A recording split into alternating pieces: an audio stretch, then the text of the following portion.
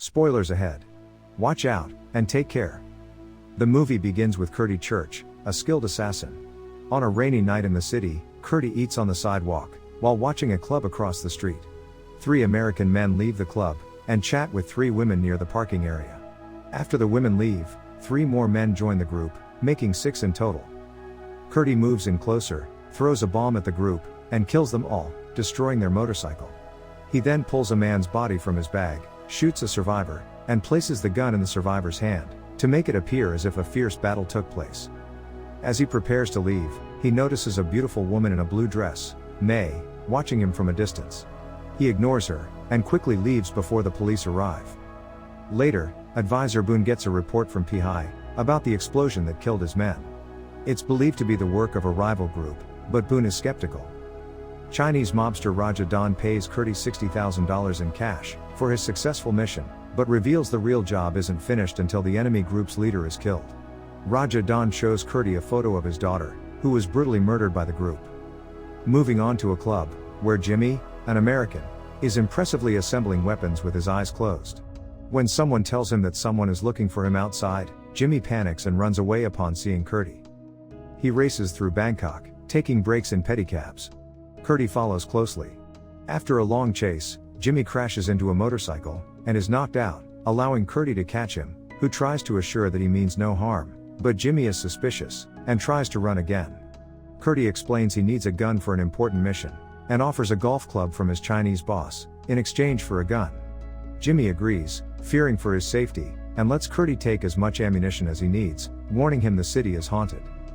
Curdy hides his bag of money under the floorboards of an old tower, in a public cemetery. While eating, he watches monks perform a ceremony at a nearby temple. May suddenly appears behind him, calling the ceremony monks' ascension. Suspicious, he pulls out his gun, and asks her why she's following him. She says she was guided by the voice of prayer to the tower, which she believes is fate. He is unconvinced, and ties her to a pole, gagging her to keep her quiet. The next day, he prepares his weapons for the upcoming mission, adding extras like silencers. He focuses on a club called Kitty Cat, across from the cemetery. At night, he hears May's trembling voice, and starts to worry about his own safety. He unties her, gives her water, and remains suspicious of her. She vaguely explains he was sent because his time was up. Before resting, he asks her to help keep an eye on the club, and wake him if she sees anyone familiar. She initially refuses, knowing he will kill people, but he convinces her it's necessary to eliminate the kidnappers.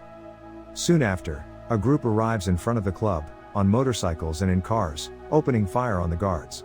Curdy takes action, shooting the attackers one by one, with precise shots, causing chaos and making them flee. The next day, Big Boss Kata is busy with his unusual hobby, sticking a hot iron into his cheek. Pihai reports to Kata about the failed mission, and mentions a possible sniper. Despite this, Advisor Boone believes the attack wasn't part of the enemy's strategy. Meanwhile, Curdy forces May to reveal the location of the girls, threatening to kill innocent monks, if she doesn't cooperate. With no other options, she takes him to a waste management site, where she shows him the body of a girl named Mei Ying, who was murdered years ago. The information isn't enough, so she guides him to a heavily guarded house, suggesting he prepare thoroughly before acting. In the evening, he receives another reward, after successfully killing 11 people in a nightclub.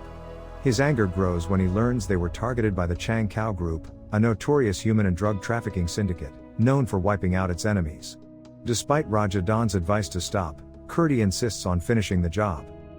Meanwhile, Big Boss Kata and his men arrive at the nightclub, not for further violence, but on a peace mission with the hostile group. They bring an elephant as a symbol of peace. Curdy notices white spots on the elephant, and suspects it might be painted. May explains the spots are natural, and recounts a sacred story about Buddha's mother dreaming of a white elephant. Realizing the elephant is sacred, Curdy worries about accidentally hitting it, and decides not to take any chances, abandoning his plan for the night. On his way home, Boone suggests to Kata that his son should take over the mission. However, Kata doubts his son's ability, as he is rarely around. The next day, Curdy visits Jimmy at the club. He easily beats up the men who try to stop him, and opens the door with such force, it shocks the girls inside. Jimmy warns Curdy of the consequences if he is caught by the Chang Kao Group.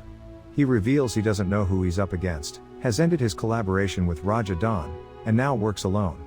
He demands more advanced weapons. Initially, Jimmy refuses, due to unpaid debts, but he recalls Curdy's past help, and agrees to show him sophisticated weapons. Jimmy takes him to a ship docked at the harbor, where he stores high-end weapons, including an M4 sniper, and a Barrett M82. Curdy picks the Barrett, despite its loud noise, and agrees to the $10,000 daily rental fee, asking for a bonus gun and a punch as a trick if caught. The punch ends up bleeding his nose, and damaging his clothes. Curdy returns to the tower, and finds May gone, but is relieved his money is still there. Suspecting she might be at the temple, he checks from another building, and is surprised when she appears, predicting his concern about being discovered. She sees a photo of Raja Don's child, and questions Curdy about its significance. He explains he's just doing a job for money. She tells him the monks know she's hiding in the tower, but urges him to continue his work, to rid the world of criminals.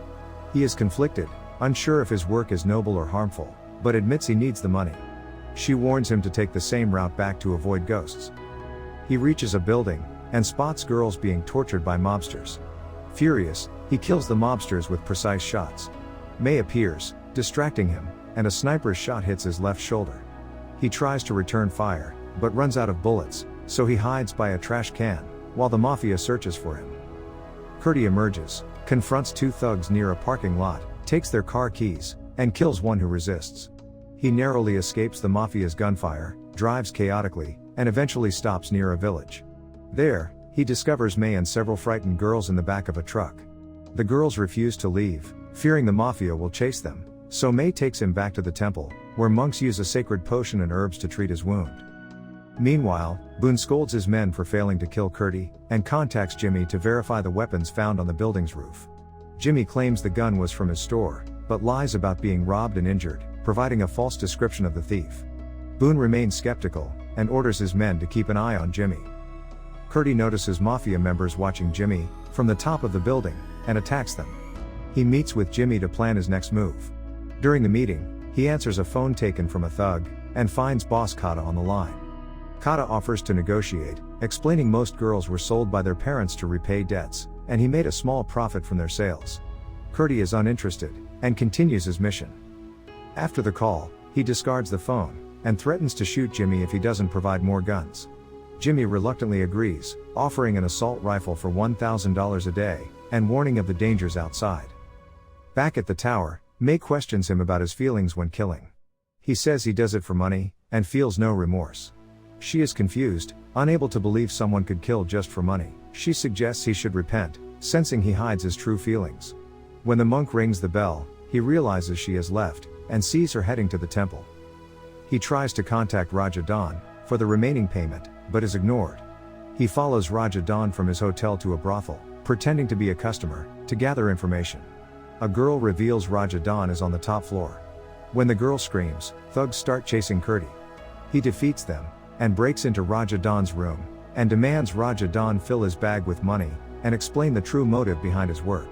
Raja Don doubts his concern for the girls, and offers him an extra job, to kill Boone's advisor for $1 million. Curdy is intrigued, but questions, why not kill the big boss instead? Raja Don explains the big boss is sick, and may not have long to live. Meanwhile, mobsters torture Jimmy, pressing sticks into his bones. Unable to endure the pain, Jimmy reveals Curdy's name, but insists he doesn't know who Curdy works for. The next day, the big boss receives a report, every hospital has been checked, but there's no sign of Curdy. Boone suggests involving the police, in the alleged kidnapping of several girls. Raja Don, eager to prove his reliability, offers to help catch the sniper. Jimmy, still under the watch of the mobsters, pretends to go to the bathroom, to contact Curdy. He warns that Chang Kao has discovered his identity. He asks Jimmy to do one last thing, adopt May, and send her to school until she graduates. He also tells Jimmy to come to the tower to pick up May, and collect the gun rental money. After their conversation, Jimmy discards his phone, which is checked by the thugs. Raja Don arrives, pretending to offer cooperation to capture Curdy, while secretly orchestrating the events. Curdy gives May a white dress as a gift, which makes her emotional. He thanks her, and says he's leaving, instructing her to wait at the tower for someone. At the airport, he receives a call from Jimmy, who says he has collected the money, but May is missing from the tower. Curdy realizes he's been set up by Jimmy, when mobsters arrive at the airport to arrest him. After beating up one of them, Curdy steals a car, and drives to the tower, only to find the monks killed, and May gone. He drags a dead body out of the tower, and follows the mobsters' convoy to the big boss's house. The mobsters realize they've been followed, and open fire. Kurti speeds his car into the wall of the room, where the big boss and his men are gathered. Surrounded, Kurti threatens to kill the big boss, if anyone shoots. Raja Don and Jimmy arrive. Raja Don plans to kill Kurti before he reveals everything, but Jimmy shoots Raja Don first, getting shot in the stomach in return. The big boss learns his son orchestrated the murders, and orders his men to bring in the girls. Kurti asks about the girl kidnapped from the temple, but Boone says no one was taken, only the monks. He shows a photo of May, but the big boss says the girl in the photo died 30 years ago. Kurti is left in disbelief, struggling with the revelation, a figment of his imagination, born from his trauma and guilt. May represents the helplessness and sorrow of human trafficking victims, as well as the lingering hope and goodness in his heart. The end. Thank you for watching. Subscribe if you'd like to see more videos like this. Turn on the notifications, and leave a like to help the channel out.